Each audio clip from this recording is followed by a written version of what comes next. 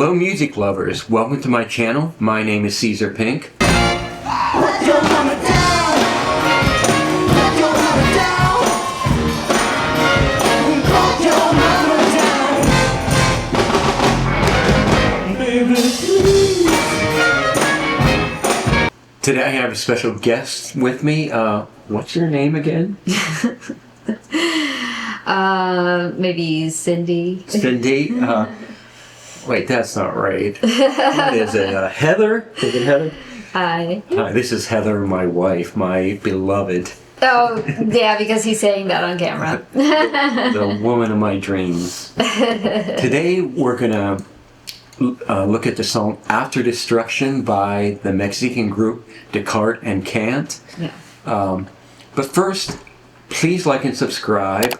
All the proceeds from this channel are donated to the Arete Living Arts Foundation. And the mission of the foundation is to support artists and create art that inspires personal, political, or spiritual awakening. And if you would like to really support us, you could join our Patreon or make a one-time donation via PayPal. All the links are in the description down below, and you could also there's a link for our website where you could learn in depth about what we do. But anyways, let's talk about Descartes and Kant. We're both big fans of this group. I was introduced to this group through Caeser. It was not in my musical periphery at all. Yeah, and I just stumbled onto this video we're going to watch and was intrigued by it. The first thing that intrigued me was, to me it had, somehow it reminded me a little bit of St. Vincent. And then when it got to the guitar solo, the tone on the guitars really reminded me of St. Vincent. But then later I realized that the guitars they were playing were the St. Vincent signature line of guitars. Oh, huh. And I see that connection. Yeah, really. yeah. Well, I read later that before they made their most recent album, that the singer, how do you say her name? Drushka? Yeah. Petrova? Yes. Yeah. I think her official name is Sandrushka, but she Sandrushka. goes by Drushka. She goes by Drushka. Anyways, she had really become a fan of St. Vincent between the third and fourth album, so that influence was definitely there. And they just opened for St. Vincent a few months ago in Mexico. So Descartes and Kant, they also go by DAC, at least in this last album. Let's show them the album. And This is a genius album. Yeah. We say it's the dark side of the moon of the modern era. I know that's a bold statement, but it's a great concept album. yeah, it's actually not said lightly, for sure. But it is worthy of that, and worthy of that notice, for sure. So. But they formed in Guadalajara, Mexico in 2001. So they've been around a while.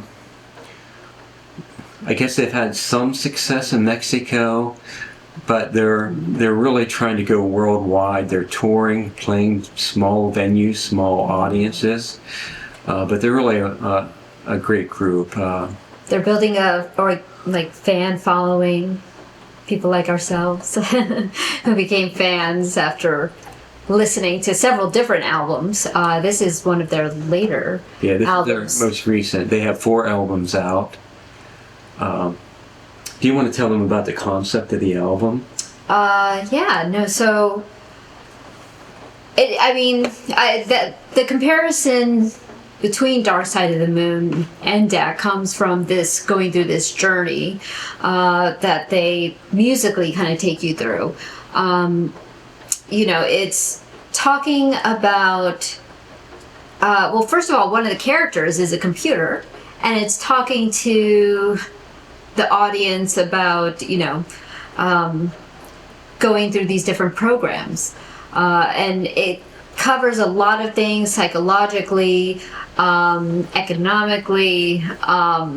It's the music is woven together in a way that makes it just really fascinating, really interesting.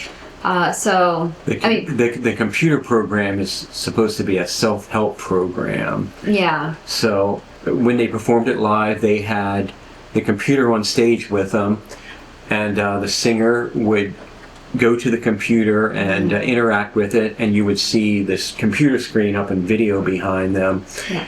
So it would go through different issues of well-being. One section might talk about, to get endorphins, you might use drugs or sex or something safer. Or ice cream. Ice cream. Yeah. Or you might get a house plant, but if you feel like you're up to that responsibility, you can watch puppy videos. So there's a bit of humor on there too, but it's quite deep. One section, it talks about They live up to their band name, let's say. yeah. If you don't know, Descartes and Kant are two philosophers, and I think they are supposed to be different ends of the philosophical spectrum, and their intention was that they would cover this, in their music, this wide breadth of things. But they talk about a philosopher who claims that every era in time has neuroses. Its own generational. Yeah, neuroses for that era, and as a reaction to the time that we each live in. So it's deep, it's thoughtful, but it's also fun and funny and musically just extraordinary, like very unique, original stuff. The one we're going to watch is called After Destruction, and it's the final song on the concept album. So let's watch a bit of that. Loading.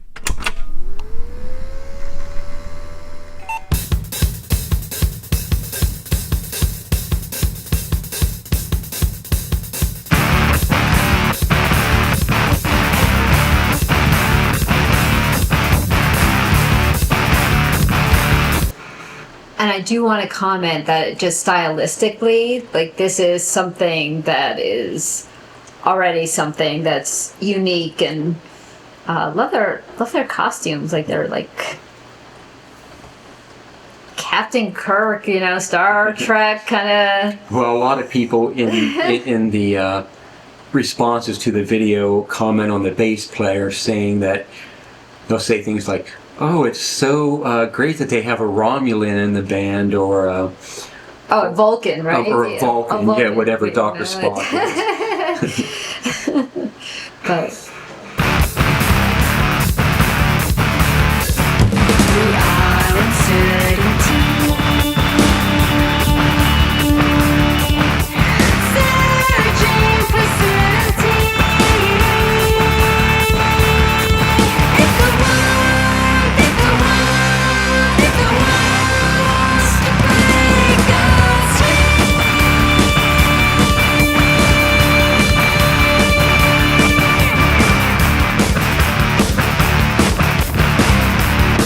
I just love the guitar. Is like that dirty guitar, and I can't believe like the drum player is just on this, like a simple trap set. Nothing Well, the trap set is just for the video, because there's a place where on the recording he does a roll down toms.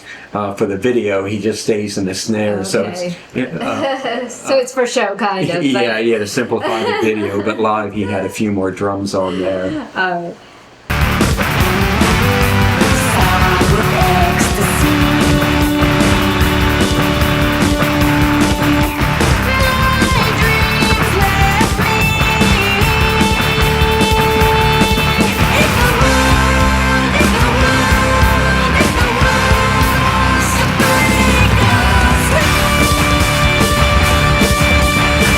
Wow! You don't know where like jumper and hair start. Creation after destruction, you'll see.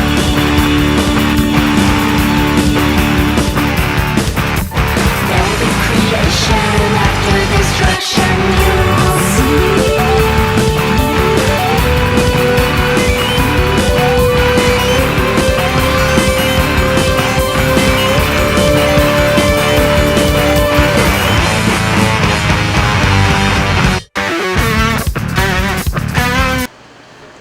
Now here, if you know St. Vincent, that is definitely her guitar tone. I'm not sure exactly how they get that sound, whether it's a harmonizer or what it is, but it's definitely influenced by her. And the two guitars that the guitarists are playing are both St. Vincent's signature guitar line that she created.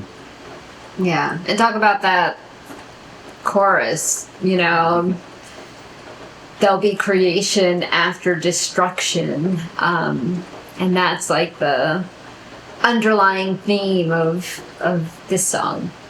There's also a musical thing involved with that is when people talk about the early punk rock music, they often say that the Sex Pistols came and destroyed everything, and then people like the Clash picked up the pieces to create something new out of the destruction.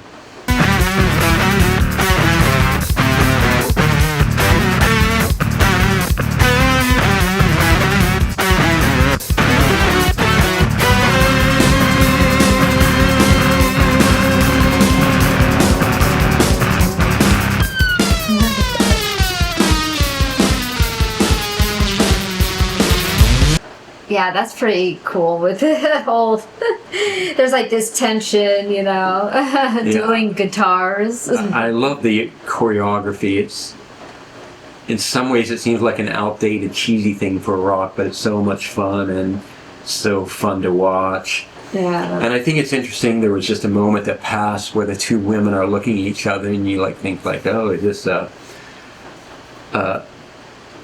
lesbian kind of thing? But then they both turn their heads to the camera and have like these sly smiles on their face. Although, why would it even have to be? knows? Two girls rocking out. Maybe it's my mind projecting, but I'm feeling like, oh, are they? Well, it is. It has that kind of intensity, right? Yeah. You know, because they're like "Rrrr," the guitars and it is so unique. Like when the guitar solo starts, I think they're playing in harmony there, but then when it stops and they just start sliding their strings down, they're picked down the string. It's not what you normally expect from a pop or rock song. yeah.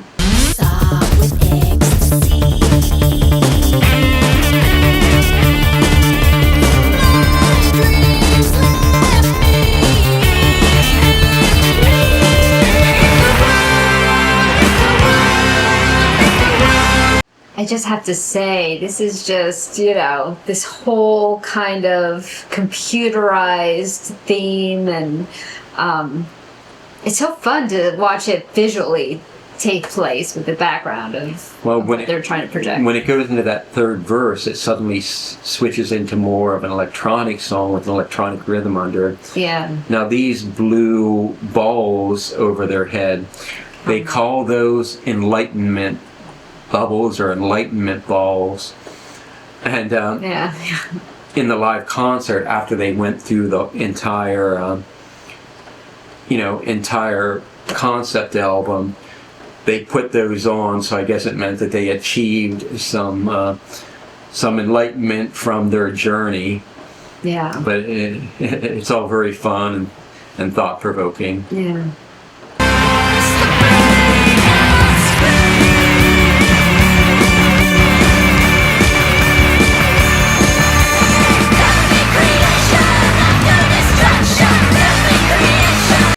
I would pass out if I did that with my head back and forth like that. To cry.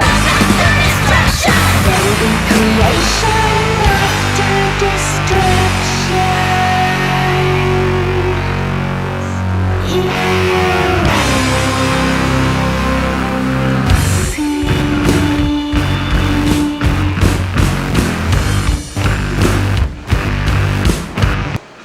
I love the change of rhythms in this song too. Like there's that slow at the end, and it's yeah. It's even though it's a pretty short pop song, the structure is actually almost like prog rock in a way. When you think it's over, it goes to some new place. It's full of surprises.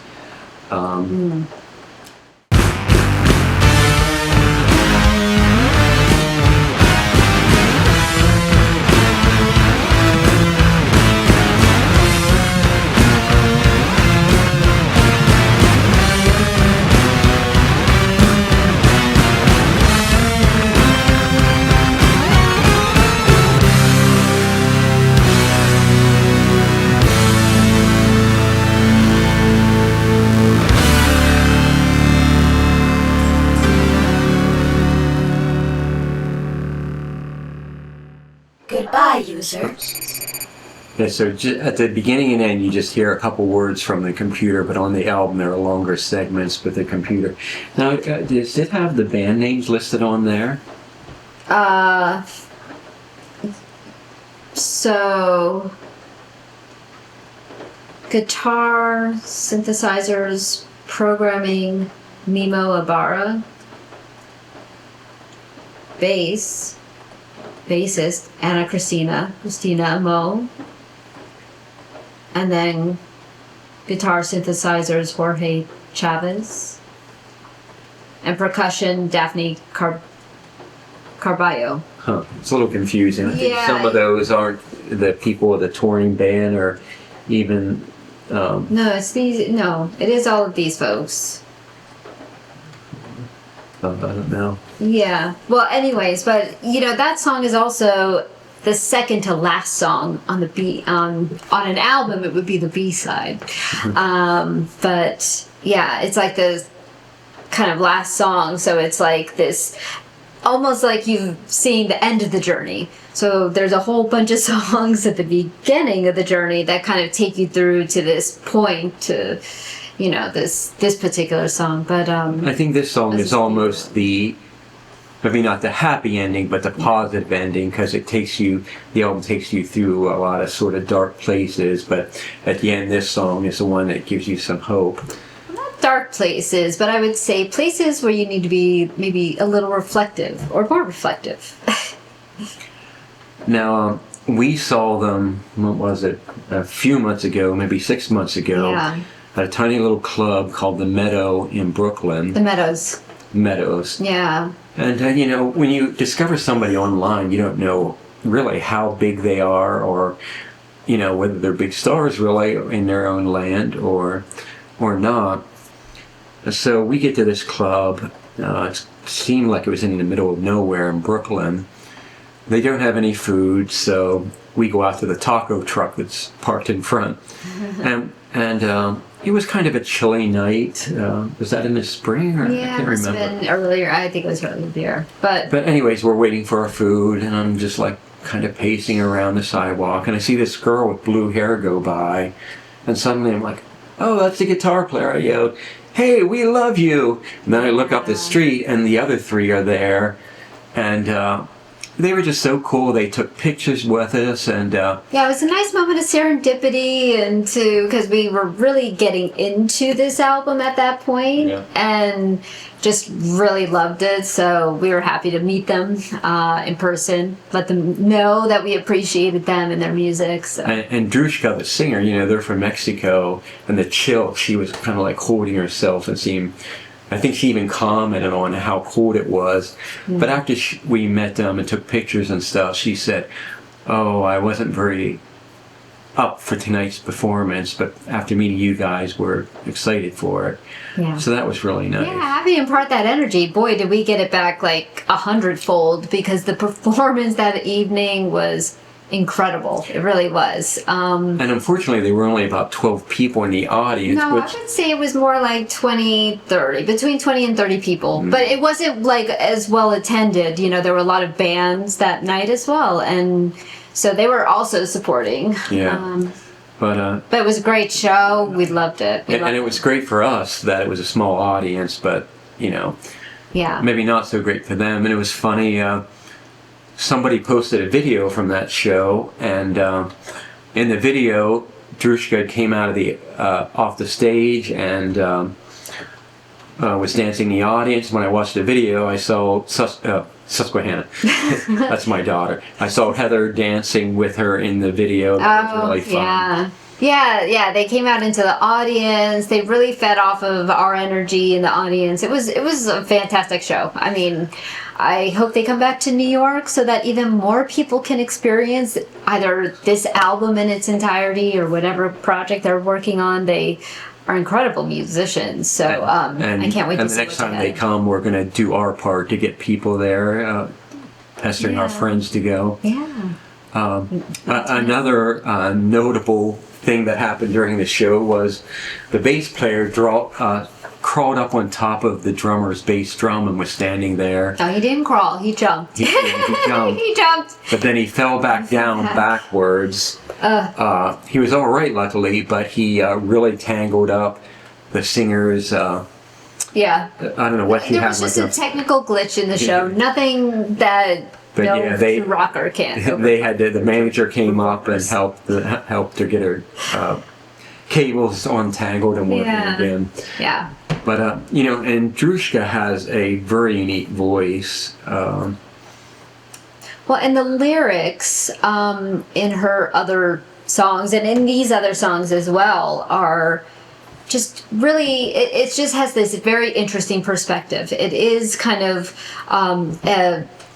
outside looking inward. She's looking inward, with psychology and with, different topics. And we'll look at the lyrics. You want to read the first verse there? Yeah. We are uncertainty, searching for certainty. If the world wants to break, I'll scream. So that's that first part. Sob with ecstasy. My dreams left me. If the world wants to break, I'll scream. So that's kind of Those were two verses. yeah. And this is the chorus. There will be creation after destruction, you'll see. There will be creation after destruction, you'll see. It almost reads like a kind of like a child's poem in a way that I didn't realize before, actually. So Yeah, the lyrics are very simple, but And they say a repeat. lot. Yeah. yeah. Sob with ecstasy, my dreams left me. If the world wants to break, I'll scream. There will be creation after destruction. There will be creation after destruction. There'll be creation after destruction. And then you'll see. So the lyrics are surprisingly repetitive, but at the same time, like you get the feeling of her screaming. It is almost like kind of, I don't want to say pain laden, but it's. Well, I love the line "sob with ecstasy" because it's like a dichotomy, like sobbing, you think you're sad, but it's with ecstasy, and that, to me, that ties in with the idea of after destruction, there will be creation. Yeah. It's from something bad, something good can come. Yeah. Other- And even sobbing with ecstasy transforms that word into like almost like how you cry from laughter or something, where it's like, so deeply affected Right. by it, and then the next line with my dreams left me, and kind of this emptying. So yeah, it's really interesting. And it brings to mind something else from the punk scene. Malcolm McLaren, the Sex Pistols manager, once said, sometimes in order to create, you have to destroy first. You have to clear the air. And also, since it is an album of introspection and self-awareness, we grow up with these values that came to us from our parents, our friends, from the media, from the teachers. And I've always believed that at some point in life you need to question all those values and recreate your values using conscious decisions. And I think that ties into what this is all about in a way.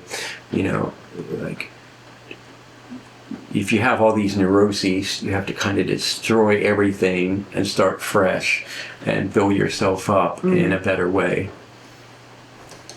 A breaking down to build back up. Yeah.